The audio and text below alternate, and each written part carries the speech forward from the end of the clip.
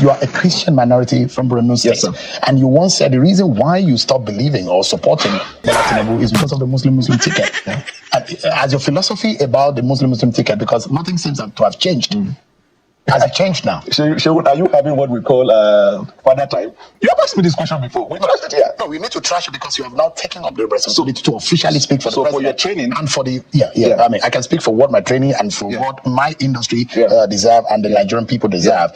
It would be a disservice to the average Nigerian person if you are not able to clear when you are now your official capacity. At Bwala, we had a conversation about your ideology and philosophy to wanted to support Bwala Tinubu. But now that you are taking an official responsibility, you have to also clear the air and lift up the burden that you have placed upon yourself. And now the question, I mean, you have said that the reason why you stopped supporting President Tinubu is because of the Muslim ticket. And when I made a decision to support him and you asked me the question, which I have cleared. So now that so you can now work with a Muslim man that took it Muslim. When I made a decision to support him, which I have been supporting him from January till this time, what was I doing?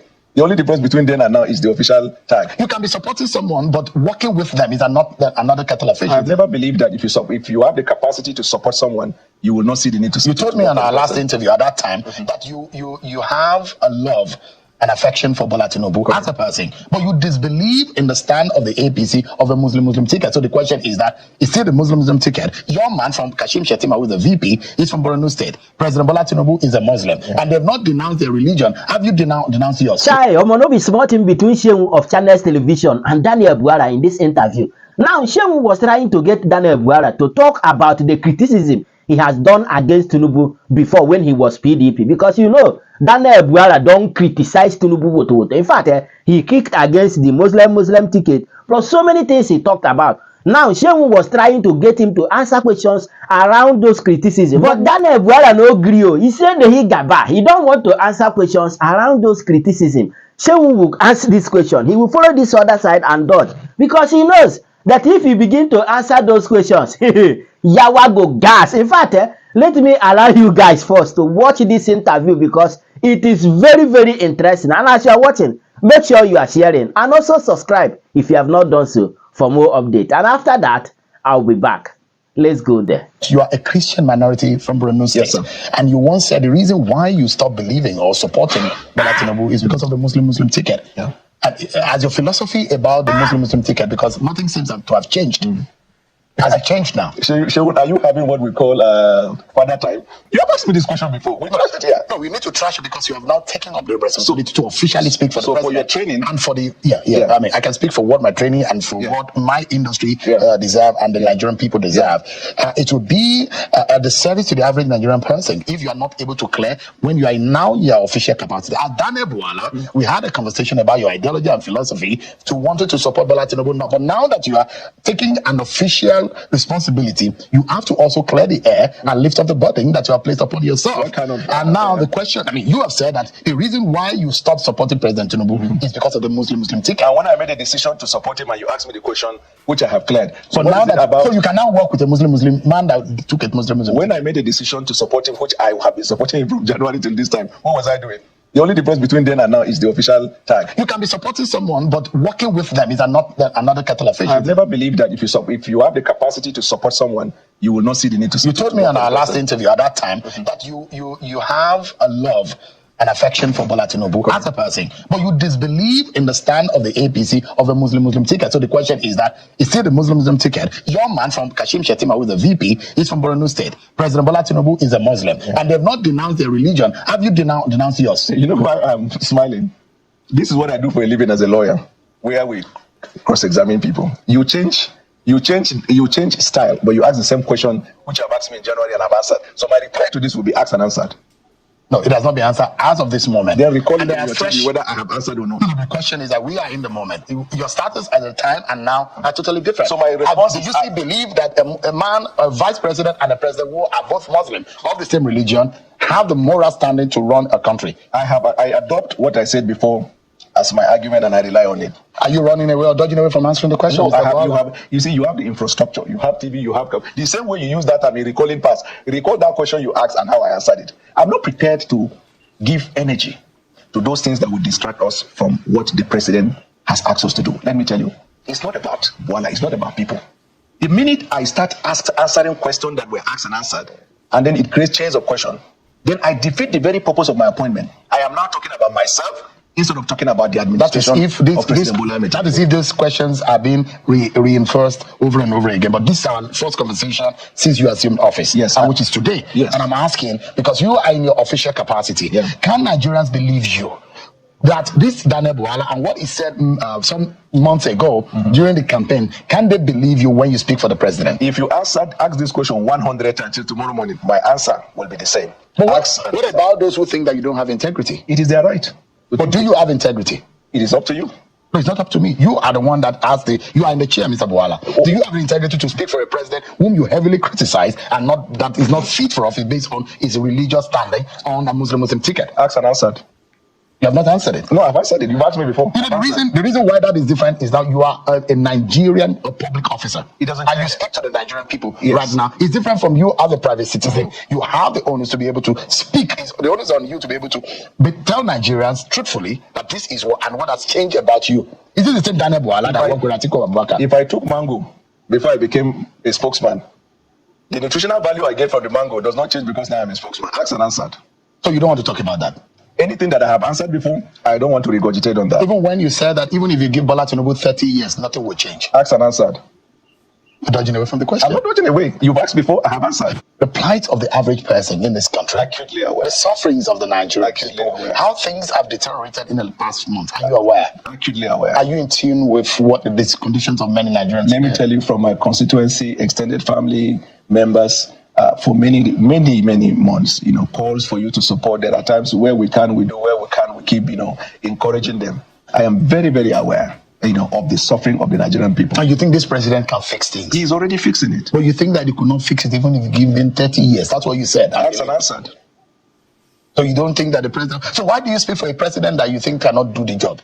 No, I just told you just asked, do I think he will do it? I say, yes, acutely aware, and I know he will do it. But you have said that the president who can, even given 30 years, will not be able to fix it. Asked and answered.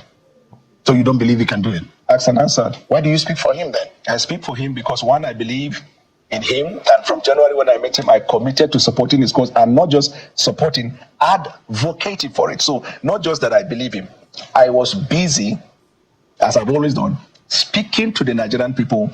This is what the plan is. Look, a little while we will we'll have this cough, turn up the cough or whatever, the English nomenclature. But because if you look at it, look at even the numbers. Look at the National Bureau of Statistics. If you look at this inflation, both general inflation and food inflation, you will see sometimes when the inflation goes up, there is a reason for it. Like I told you the other time, if you look at the flood in Borno and Yobe, it affected the food crops of the people. The insecurity in North Central. You remember we just got out of the deeper problem in the Middle Belt. These are not spiritual things. They are fact. There is a cause, there is event. But look at the way we are coming out. You have even did your monologue. I remember one time you were talking about how states have become insolvent, bankrupt, and the rest. But ever since the president took up with the increased allocation arising from this revenue, we are not talking about bankruptcy of state. We are talking about governors should please do their best to administer to the people. That's a marked difference. Now, so we are not suggesting that everything has changed overnight. No, but what we are saying is that we are gradually coming out. You have asked me the last time I was here on Lee Kuan Yew's policy. Yes, when Lee Kuan Yew started, for anybody who cares to study, when Lee Kuan Yew started, at a point that as if they were going to stone him, it was completely terrible. But later, the people got out of the problem. There is no reform that changes overnight. Anybody, it's just like money making. You're into business. Somebody said tomorrow morning you will get it. It's a 419. But if you are going to build on trade, there is income, there is expenditure, there is investment, there is patience, there is seed time, there is harvest time. You keep pushing and pushing. What federal government and the president's agenda is doing is, because even when you are implementing that, you must do intervention. And the president is doing that. We see in the area of transportation, we see in the provision of fertilizers and seedlings. We have also seen, in the private sector where they are, giving money to support, employment there so people don't go out of jobs. So you can see that everywhere, the effort in terms of the intervention, the president is doing it. All of these facts that you're talking about is because you have now moved closer to him. From a distance, you could not see this illumination. Well, I've been saying that from January. So the question is that how much of effort are you making to ensure that you are first believed before you can say President Tinubu to the nation? Let me answer. I have been believed by a tremendous number of Nigerians. In fact, ever once the idea of the appointment was molded, I have been inundated by calls. Listen, even from Labour Party, who said they disagree with us on policy, they disagree, but they think that if this guy carry his gift to put it to work in Asiwaju's government, it will help. Belief is opinion of people. You don't have power to change it. What you have power to is to speak. The man who listens forms opinion. Let me ask you, do you think everybody believes in you? As a journalist, do you think all journalists believe in you? Has that deterred you from doing what you're doing? So this is where you separate between focus and distraction. So you're focused. 100%. So you're born again, Daniel Bwala. Born again from where to where? From Atiku to Tinubu. I can't recall anything called born again from born again meaning that you have moved from your old ways, and now you've seen the light. Oh, that's what it means? Yeah. Oh, I'm glad for that. I thought you said that. That's the schooling. I thought you, that's schooling. That's another spiritual schooling that I'm giving you. Oh, you're doing it in politics, right? Yeah, so you're a member of... I need to pay you. Are you one of those prophets that ask for offering? No, I don't. You just gave me schooling. I'm giving you free schooling, but yet you're not appreciating it. No. You have been running around what we call going around the same circle. You know what they call roundabout. But because you found a meaning to it in law, so you should understand better. So yes. that works for you, isn't it? If you understand what we're trying to do here, is that I'm asking the same question in different ways. That you have an ideology and has changed. What has changed? That's the question. Asked and answered. All right, we'll take a break, everyone. The cabinet is a cabinet position that you've earned. Oh, thank you. I don't know. I just know that I'm asked to do a thing and I'm doing it happily. So you are going to be the boss to Bayo Onanuga? No. Who is leading the president's comms? Bayo Onanuga is an elder statesman. He is a very brilliant journalist who has had his records, and we're happy he's leading us as a leader. So he's a leader of president's comm. I'm happy for him to lead. I've not been told, but I'm happy for him to lead because he's an elder and we respect him. And he has his own record. He has served Nigeria well. He has a proven record as a journalist. I mean, I can never be drawn into any situation where I will rub shoulder with the man. Yeah, I drove my car for him, yeah. So your job is well cut out in your JD. My own is, if you say go and carry that table, I just go and do. That's my work. It's not about title. You know, look at Nigeria, Seun. Look at the president and look at the way he's focused on the job. Since he took the oath of office till today, has president ever had a press briefing in which he's fighting anybody?